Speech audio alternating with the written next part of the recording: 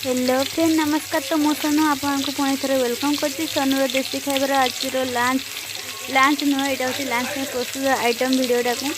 तो आज थिला संडे अक्टोबर 5। तो स्वामी आनी रोही माछ और पानियाखिया माछ। तो बापा बो भी आज गाँव को जाइए। तो मामार भी देह खराब तो से सांगर दुईटा भाजी सारे माछ।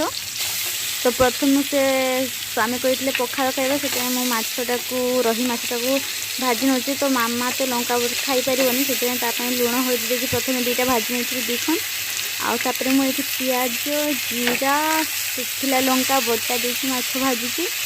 तो देखिपे आप मैंने तो मुझे तावा गरम करनी माछ को पकई दी।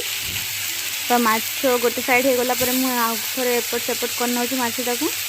तो आज तो संडे रे आम घरे माछ होइतला आप घरे कौन है मतलब निश्चित कमेंट जणाइबे। आ माछ भजार मोर फाइनाल लुक आप देखी पारे केमती देखा जाउची।